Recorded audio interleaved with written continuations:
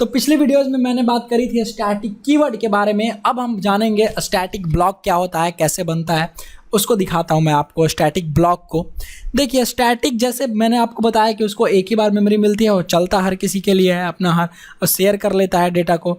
तो जैसे यहाँ पे भी अगर आप यहाँ बनाओ, ठीक है, ओप्स वाले सेक्शन में अगर मैं जाऊँ, राइट क्लिक करके यहाँ से न्यू जावा क्लास बनाऊँ और लिखूँ स्टैटिक ब्लॉक, ठीक है। और अगर यहाँ पे अगर मैं स्टैटिक ब्लॉक बनाऊं तो कैसे, बस आपको ब्लॉक के आगे कीवर्ड लगा देना है। मतलब कि सपोज कीजिए स्ट्रिंग, यहाँ पे अगर मैं लिखूँ स्ट्रिंग नेम, ओके, और स्ट्रिंग नेम जो है इस तरीके से मैंने लिखा है यार, स्ट्रिंग है स्ट्रिंग नेम,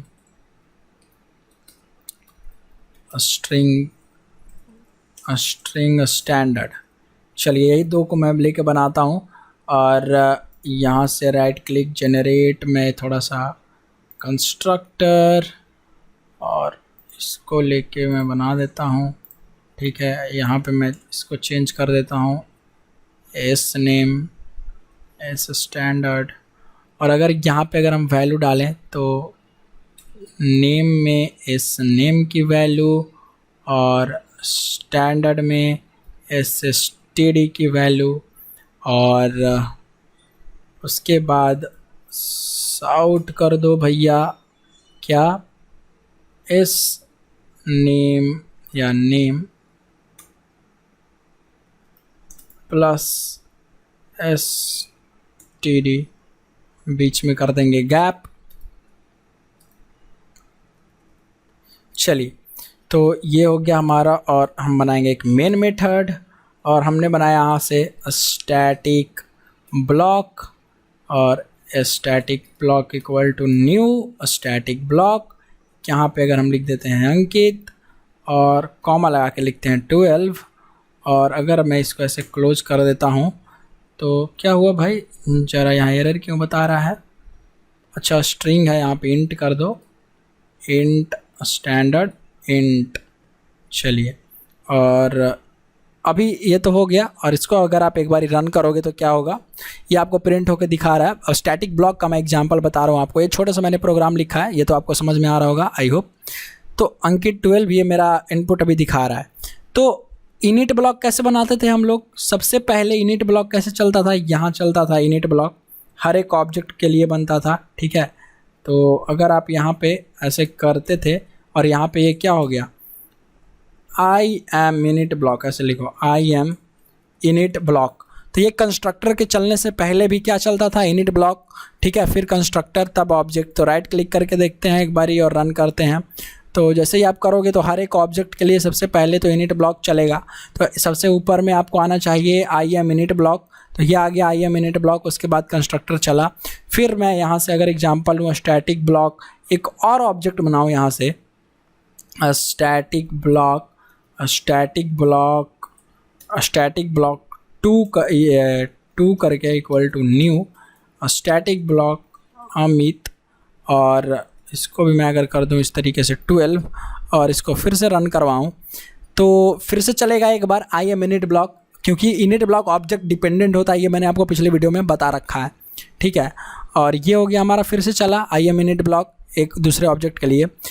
अब ज़रा इसी ब्लॉक को अगर हम या अलग ब्लॉक एक बनाते हैं स्टैटिक ब्लॉक, और यहाँ पे अगर हम इस ब्लॉक के आगे सिर्फ लिख दें स्टैटिक, तो ये हो गया स्टैटिक ब्लॉक। और यहाँ पे अगर हम साउट करें, यहाँ लिखें आई एम स्टैटिक ब्लॉक, तो क्या होगा, राइट क्लिक यहाँ पे एक बार रन करके देखते हैं स्टैटिक ब्लॉक को।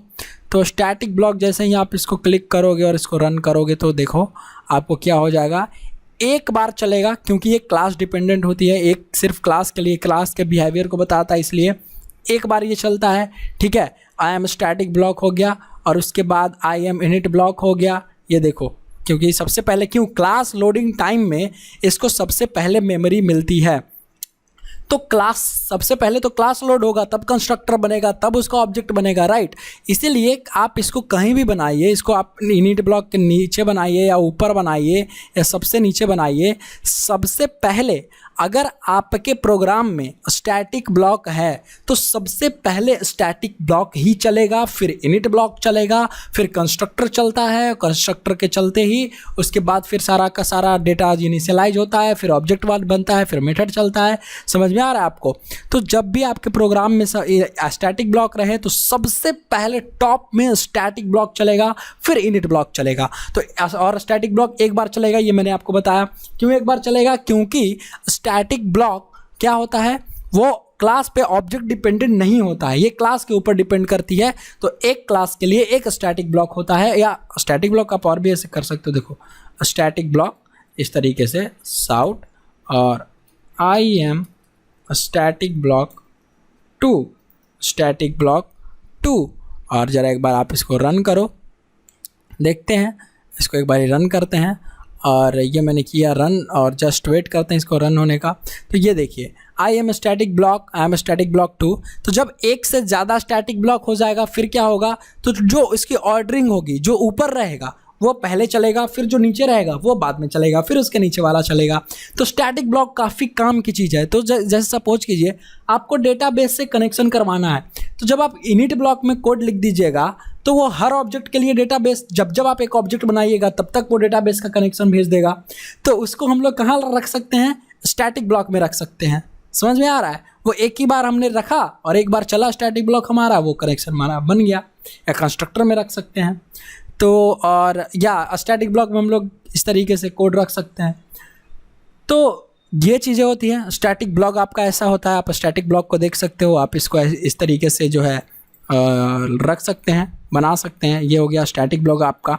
तो स्टैटिक ब्लॉक मैंने आपको बता दिया कैसे काम करता है। स्टैटिक कीवर्ड अगर आप नहीं समझ पा रहे हैं तो स्टैटिक ब्लॉक नहीं समझ में आएगा। तो अगर आप नए देख रहे हैं तो सबसे पहले इसके पिछले वाले वीडियोस देखिए स्टैटिक कीवर्ड के बारे में, उसके बाद आप आइए यहाँ स्टैटिक ब्लॉक के ऊपर, फिर आपको सारी चीज़ें एकदम क्रिस्टल क्लियर हो जाएंगी, ये मेरी गारंटी है। तो चलिए मिलते हैं फिर अगले वीडियो में, तब तक के लिए देखते रहिए कोड विथ अंकित। #शुक्रिया जावा में।